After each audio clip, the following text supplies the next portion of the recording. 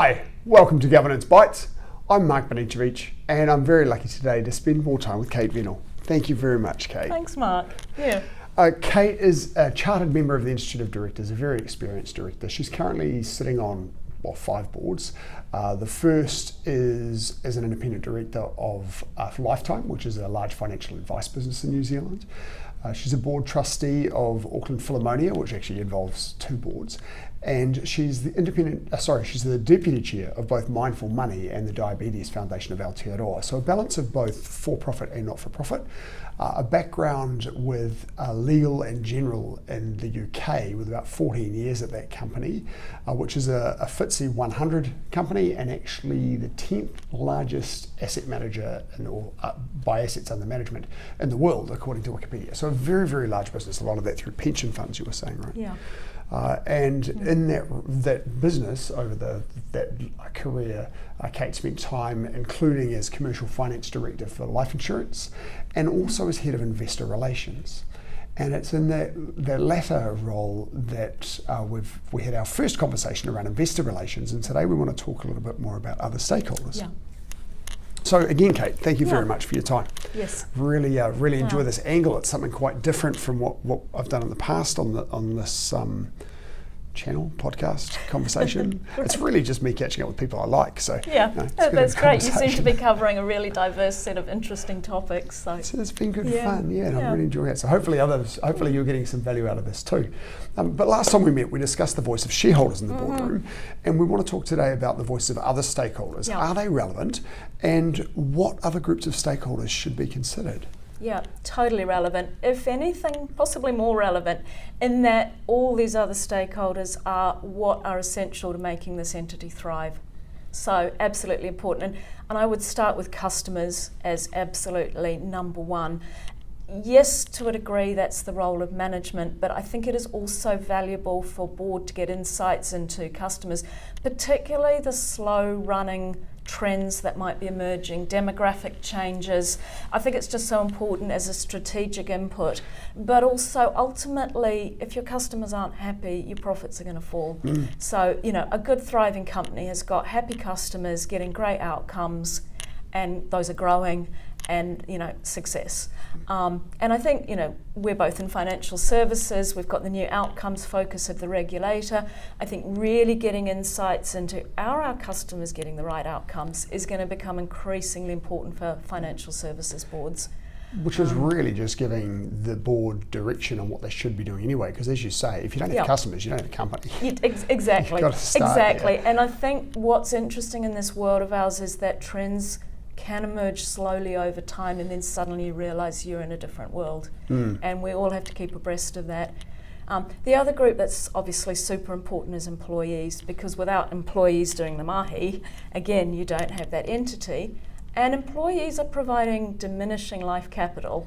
So again, if they're not happy, they'll vote with their feet, or they'll check out, and that creating that great culture and making sure that your employees are really feeling part of this purpose and bought in, but also understanding the need to kind of keep driving the health of the entity, and that they're supporting that. Yeah. In many ways, employees are your most volatile asset, right? Potentially, yeah. And probably your most valuable. Yes. And if you look after them and they stay, life is good. And if, as you say, if you have a poor culture and you get some turnover of employees, every employee you have to recruit costs money. Yep. Training them costs a lot of money, right. And they're unproductive in their first few months. Yes. So retaining the best employees and keeping them growing is very, very important. I really feel so.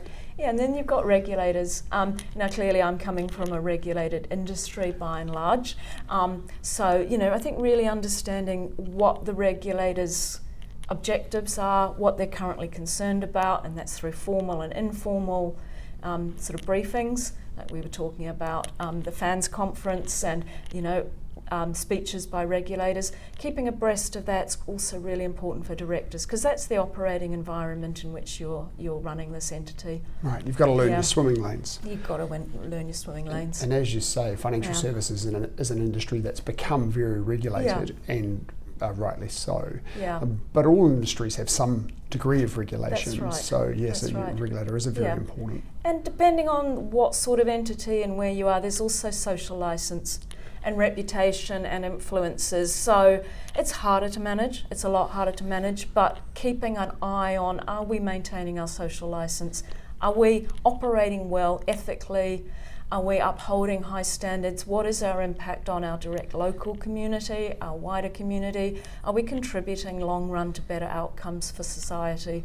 I think all of these are really important, because if you don't manage them, your reputation will suffer, and ultimately it will have a financial impact. Yes, society and community, as you say, is a very interesting stakeholder, because it's quite hard to get the voice, isn't it? It is hard to get the voice. I mean, you'll get some of that through media, watching influencers, but again, you do have to watch a little bit that you're not taking the wrong. And you know, if you're getting media attention, usually it's for doing something wrong. Unfortunately, right? So it is. You want to try to keep on top of that in a you positive way. Yeah. And this whole move, or really awareness of environmental, social governance issues is bringing that to prominence, isn't it? Yeah, I think so. So hopefully we'll get a trend of companies that are far more interested in doing the right thing. Yeah. And research shows that companies that do the right thing perform better. I think so, because if you do the right thing, then you're probably serving a really important need, and you're probably therefore growing, and it's all just a virtuous circle, in my view. Yeah, right. So we've talked about 4 different groups, really: customers, employees, the regulators, and the community.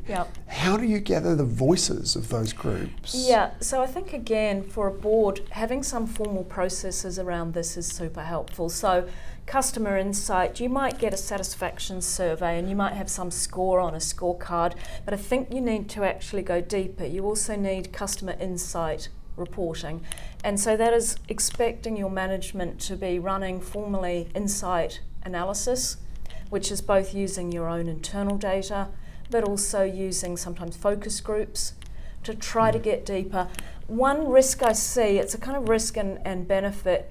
A director might have some personal experience with the entity, and that can be really powerful, because nothing gives you information like your own experience. Yes. But I just caution that can often be misleading too, because as a director you are not usually representative of the typical customer.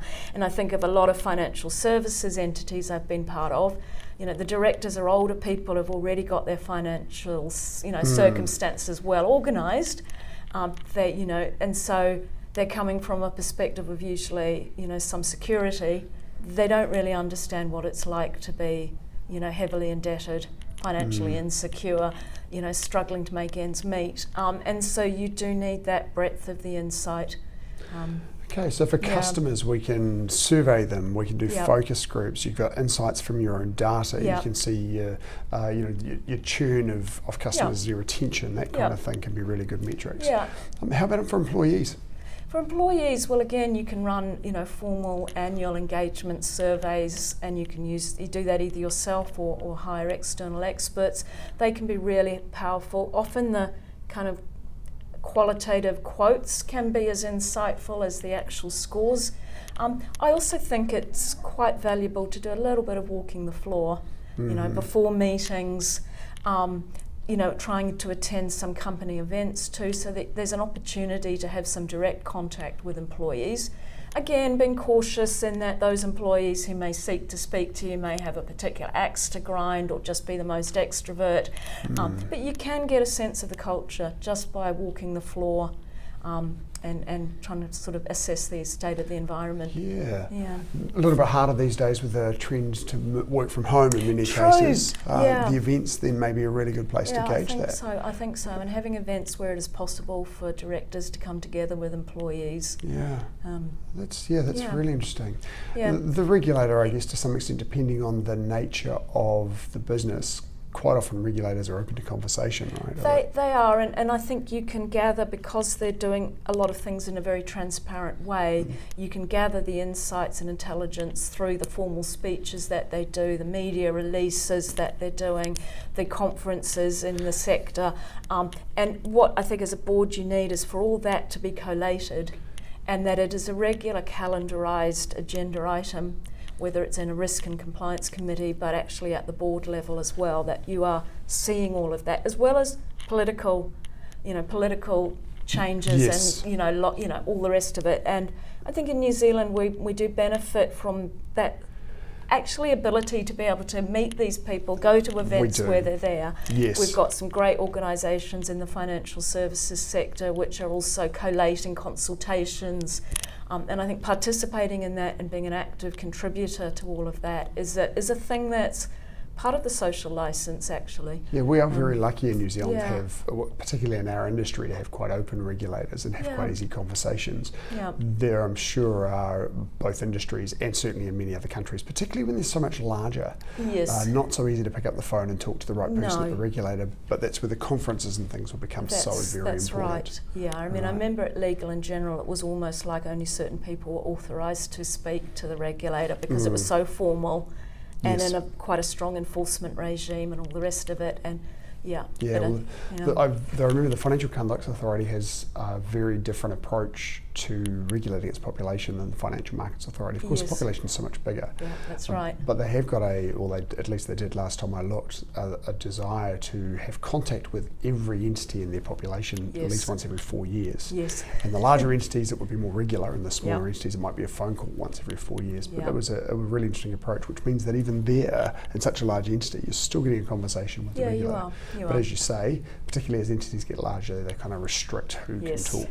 Yes. Yeah, very much. And how about society? The hard one. How do we get the voice of society? Yeah, well, I think you need to have someone in your organisation whose job it is, and you maybe now with artificial intelligence as well, you can be scooping up every time your entity is mentioned. Yes. And you can then do some analysis on that, so you can pick up the sort of sentiment analysis.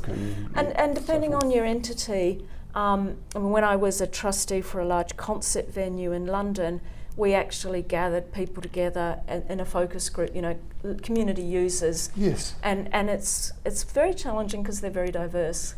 But actually the focus group workshop method worked pretty well because we could kind of gather that diversity and just listen and hear where their challenges were, what they liked about the concert venue, all of those things. Right. Actually, that does bring me on to my next question, which is about not-for-profit. Yeah. Because the sorts of things we've talked about so far are actually quite resource intensive. Yeah, they are resource so intensive. It'd be lovely to be able to, engage somebody to get the sentiment from your employees and from the industry and from your customers and so forth. But a not-for-profit can struggle with that. So what additional, are there any additional stakeholders you need to consider? But then secondly, what challenges exist to gathering the voices? Yeah, well, I think, beneficiaries. So, the core purpose of being a trustee is to know the purpose of your trust and who you're serving. And that's your legal obligation, and that's your number one legal obligation, and then obviously staying financially solvent to deliver that. So I really feel getting close to your beneficiaries is essential. And that, you're right, it can sometimes be more challenging for an entity like an orchestra. You can actually go to the events. I can go out to the community and be part of the activities happening, so I can get a sense firsthand of what's happening. And I think that is really important. It's also really great fuel, because getting closer to your beneficiaries, if you're in a health charity or something that's involved with the community, getting close to the lived experience and the actual challenges of your beneficiaries powers your motivation so much. It reminds you why you're doing all of this stuff for free, why you may have the odd sleepless night, all the rest of it. It's a big responsibility, but seeing those beneficiaries and how they're benefiting from the organisation just really powers you, but also reminds you of keeping that as the centre of your focus. Yes. So I think that's number one. And you're right, challenging to, if you can, and you can be part of events where they're part of, that's great. Focus groups, I think, if you can, are probably more powerful than necessarily lots of data gathering. Yes. And they can be reasonably easy to organise. Or just events where your beneficiaries can come along and you can actually get that insight. And even surveys these days with tools like SurveyMonkey become very easy That is true, yeah. And I've run some quite small charities in the UK where we were doing SurveyMonkey just ourselves. Yeah, it is helpful. Pretty straightforward. Yeah. In many ways, one of the advantages that a smaller entity has, even if we look back to a profit-making entity, is they're a lot closer to their customers, right? There's not as many layers between I think that's true. Governance and the conversation. Yeah, that's true. The other really big important stakeholder group that you have for a not-for-profit is your funders. And, yes, and you know, right. you'll have a range of funders. Most charities, particularly in New Zealand, have probably got one or two major grant funders. And they're pretty important to make sure that you're keeping abreast of their strategy. What do they want to achieve as a foundation or a grant-giving entity? Often they're connected to government or local government. So what are their objectives? You've got to be cautious that you don't end up being driven too much by those objectives, but you do have to have visibility of, are you delivering? Are you delivering the outcomes that those grant funders want? And I think you can now, there's more formalised reporting, producing an impact report and having clear impact KPIs is really best practice. Also now most charities are having to produce statement of service performance reports. So that all of those things pull up the need to have clear outcome KPIs and to consider where they overlap and meet the needs of your grant funders, but also to be able to give those grant funders your formal impact reporting. Some of them will have their own processes. And that will also be true of sponsors, right? And one of that's right. As you say, making sure that you're not driven too much by what they want. Sponsors would be even more so in that space. Yeah. And making sure that you've got a sponsor that aligns with your values. And that's right. A very big challenge for not-for-profit is you need money, but sometimes you might have to say no. You might have to say no, and I think you do need to have some clear policies around that. You don't, if you're an organisation, I mean, obvious example, you know, your mission is asthma. You would not want a sponsor who's anything connected to tobacco, you know, in any way. Now that's a really obvious and probably not going to happen example at the extreme end, but you do have to consider who are our sponsors. What is their reputation? Do we want to saddle our brand up to theirs? All of that. Behind a lot of the grant funders, I mentioned politics. And I think increasingly a charity trustee has to consider where's the political risk in this, especially when funding is coming through government, maybe a service contract or direct grant, or it's coming through local government. Politics is ever shifting. Right. And so you actually do need your chief executive and possibly your chair to be actually meeting the politicians and keeping abreast of where their thinking is.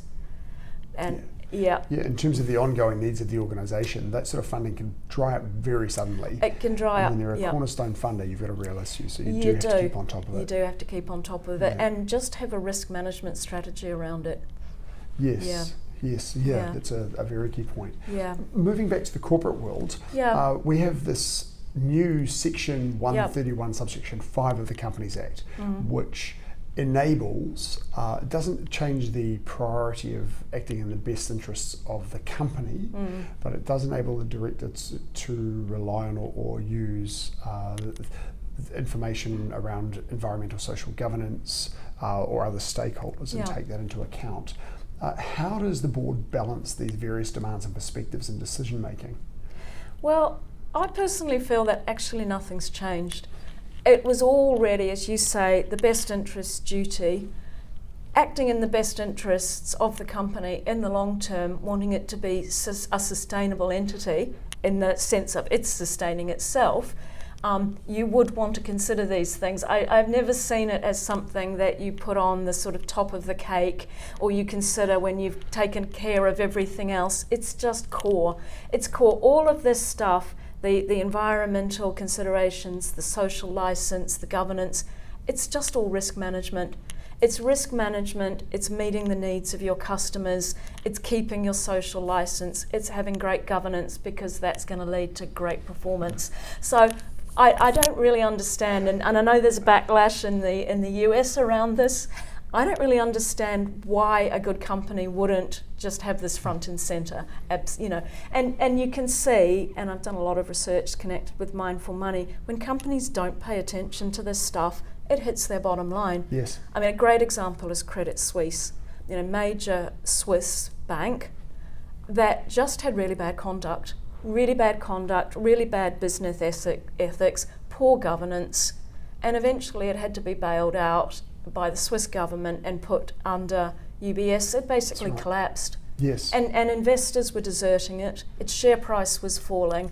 New CEOs were brought in, but they couldn't turn around the culture.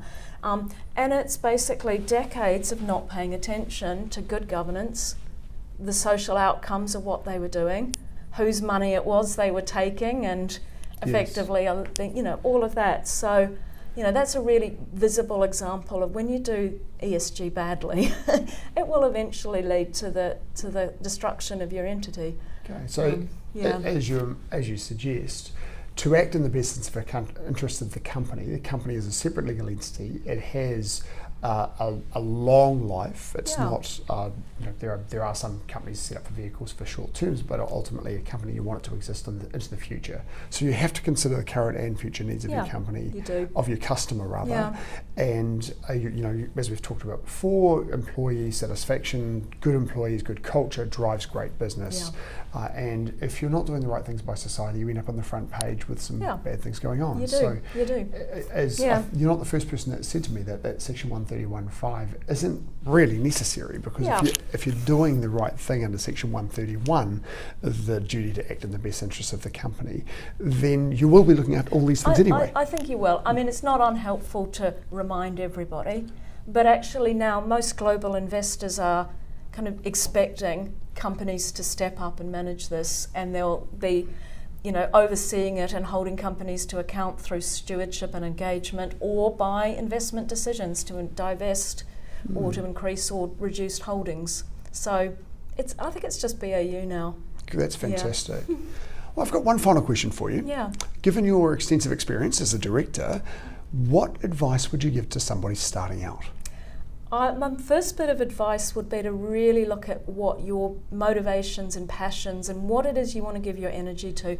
Whether it's unpaid not-for-profit or paid, you're going to be giving a lot to this, and it's a lot of responsibility. So there needs to be that, you need to be motivated about it, and something that's going to, you really feel that you can add value through your expertise and insights, and that you're going to have that time and passion to devote.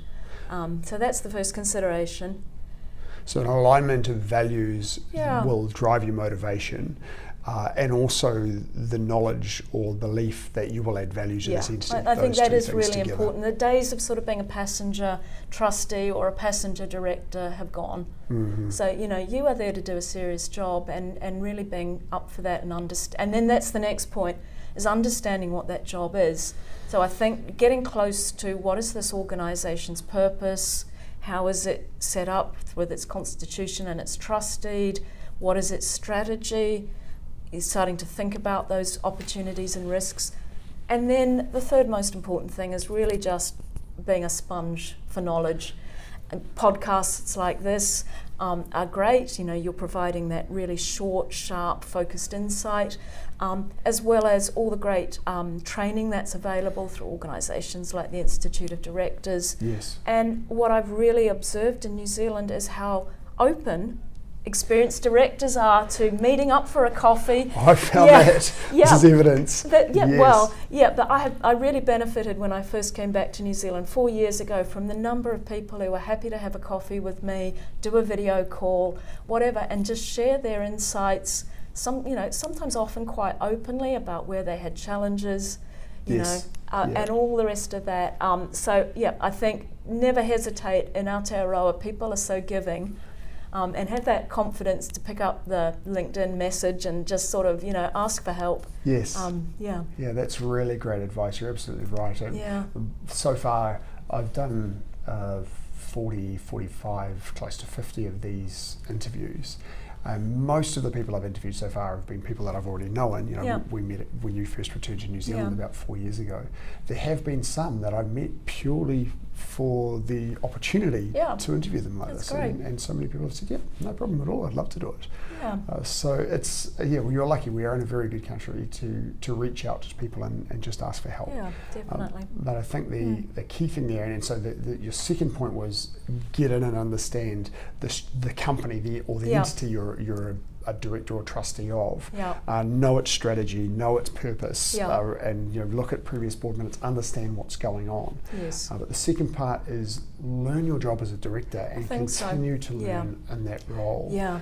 I've said a number of times that one of the the ironies, I think, in this country is that it's so easy to be a director. You can start a company in 10 minutes and become a director and not even know what the job is. That's so true. do make sure that you know your duties, get into it, as you say, watch some videos or listen to some podcasts, get some training from the Institute of Directors or Governance New Zealand and find the role. Definitely. And I think there's high risks in the charity space too, where people maybe are a little naive as to what the responsibilities are. And so, it's important as well. And there are lots of great resources, and specifically for charity governors as well. Yeah, there's also some great resources for sports people as well. Yeah, Sport New Zealand's got a free governance course. Yeah. I even recommend people that are directors of smaller companies, if you want to get some training and not pay for it, go to Sport New Zealand. That's free on the website. Yeah, I think you're right. They're an organisation doing a lot to lift standards and not for profit. Yeah.